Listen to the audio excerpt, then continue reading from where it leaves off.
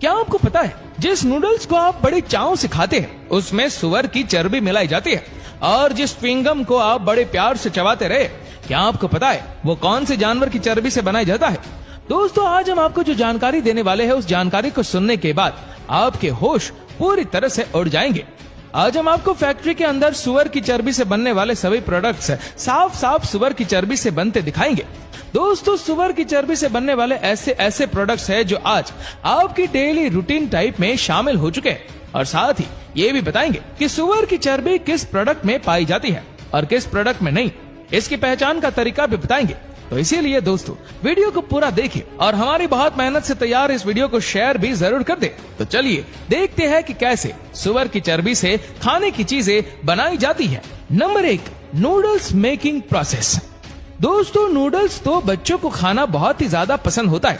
दोस्तों, आप जो ये नूडल्स या फिर किसी भी तरह का नूडल्स आप अपने बच्चों को खिलाते हो, इन नूडल्स से आपके बच्चे बीमार पड़ सकते हैं, क्योंकि दोस्तों किसी भी नूडल्स में कंपनियां MSG नाम का इंग्रेडिएंट्स मिलाती है। दोस्तों, इस MSG को कंपनियां सुअर की चर्बी से बनाती है।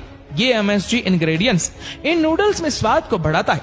हालांकि दोस्तों, इस MSG इंग्रेडिएंट्स को मक्का, स्टार्च और गन्ने से भी बनाया जा सकता है, लेकिन ये कंपनियां ज्यादा मुनाफा कमाने के लिए मीट इंडस्ट्री से वेस्ट के रूप में आई सुअर की चर्बी का इस्तेमाल करती है। MSG का मतलब होता है मोनोसोडियम ग्लूटामेट।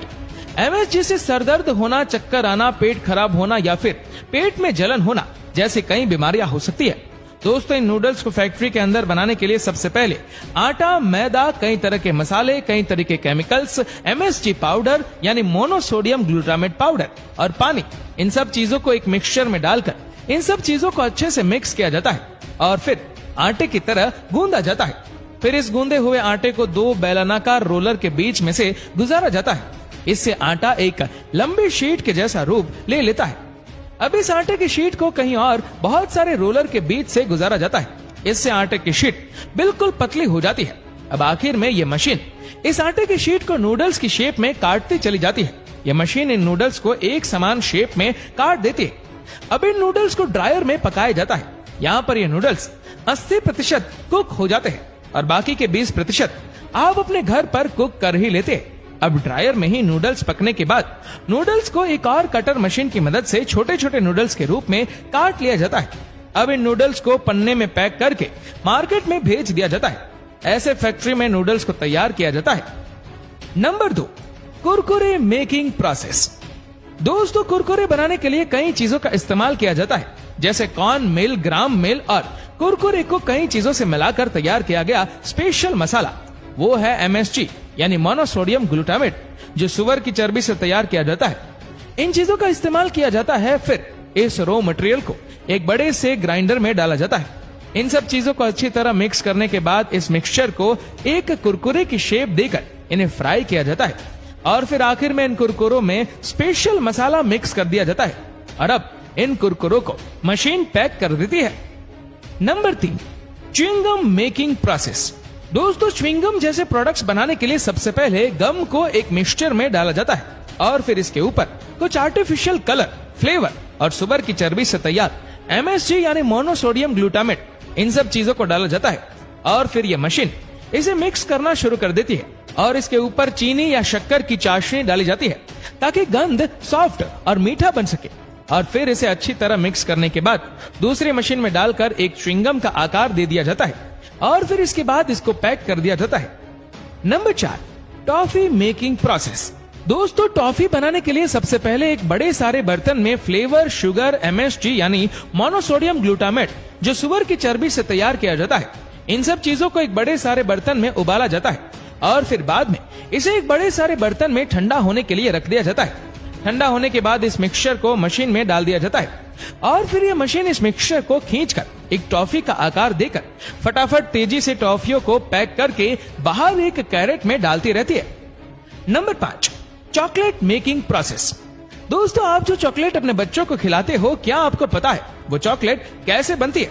दोस्तों, आपको जरूर पता होना चाहिए कि यह चॉकलेट कैसे बनती है। दोस्तों, चॉकलेट बनाने के लिए सबसे पहले कोकोआ को तोड़कर फैक्ट्री के अंदर लाया जाता है। फिर इसके अंदर से कोकोआ के बीजों को निकाला जाता है। फिर इन कोकोआ बीज को धूप में सुखाया जाता है। फिर इन बीजों को भूना जाता है। इससे इनके अंदर फ्लेवर आता है। फिर इन बीजों को पीस कर इनका पाउडर बनाया जाता है और इस पाउडर को चॉकलेट चिप्स का आकार दिया जाता है। फिर इन चिप्स को पैकेट में भरकर इन्हें अलग अलग कंट्रीज में भेजा जाता है। फिर चॉकलेट बनाने वाली कंपनी में इन कॉन्कोवा चिप्स के साथ बटर, शुगर और 3 ऐसे इंग्रेडिएंट्स जो सुअर की चर्बी से बनते हैं, जैसे कि E631, E620 और MSG, इनमें से किसी एक इंग्रेडिएंट्स को मिलाकर इसका एक पेस्ट बना लिया जाता है। इस पेस्ट को 3 मशीन के जरिए पास किया जाता है ताकि चॉकलेट को इसका स्मूथ टेक्सचर मिले। फिर इस लिक्विड चॉकलेट पेस्ट को चॉकलेट के मोल्ड्स में डालकर इन चॉकलेट को फ्रीजर में रख दिया जाता है। फिर जब चॉकलेट बनकर तैयार हो जाती है तो इन चॉकलेट को चॉकलेट मोल्ड्स के अंदर से निकाल लिया जाता है और फिर इन चॉकलेट को आगे पैकिंग के लिए भेज दिया जाता है। Number 6, sweet making process. दोस्तों, फैक्ट्री में ज्यादा मात्रा में तेजी से गुलाब जामुन बनाने के लिए मावे का एक मिक्सचर तैयार करके इसमें सुअर की चर्बी से तैयार MSG को डाला जाता है। इस मिक्सचर को मशीन में डाल दिया जाता है। ये मशीन खुद ही इस मिक्सचर की छोटी छोटी टुकड़ी काटकर इन टुकड़ों को गोल आकार दे देती है। फिर इनको तेल में फ्राई करके चीनी की बनाई गई चाशनी में 2 घंटों तक रखा जाता है और फिर इन गुलाब जामुन को डब्बों में पैक कर दिया जाता है। इस तरीके से फैक्ट्री में मिठाइयां तैयार की जाती है। Number 7, soap making process. दोस्तों, नहाने का साबुन बनाने के लिए सबसे पहले ग्लिसरीन, फैटी एसिड और सुअर की चर्बी से तैयार MSG जैसे ही इंग्रेडिएंट्स को एक साथ मिलाकर इनका एक बारीक पाउडर बना लेते हैं। उसके बाद इस पाउडर को मशीन में डाल देते हैं। फिर बाकी का साबुन बनाने का सारा काम ये मशीन खुद करती है। ये मशीन नहाने का साबुन ऑटोमेटिकली तैयार कच्चे माल के हिसाब से बनाती चली जाती है। Number 8, capsule making process. दोस्तों, जब भी कोई व्यक्ति बीमार होता है तो उस व्यक्ति को डॉक्टर दवाई के रूप में कैप्सूल भी दे देते हैं। दवाई के रूप में लिया जाने वाला कैप्सूल हर व्यक्ति ने खाया होगा। शायद ही कोई ऐसा व्यक्ति हो जिसने कैप्सूल ना खाया हो। लेकिन दोस्तों, आप ये बात जरूर जानकर चौंक जाएंगे कि कैप्सूल को बनाने में सुअर और सांड के मांस का उपयोग किया जाता है।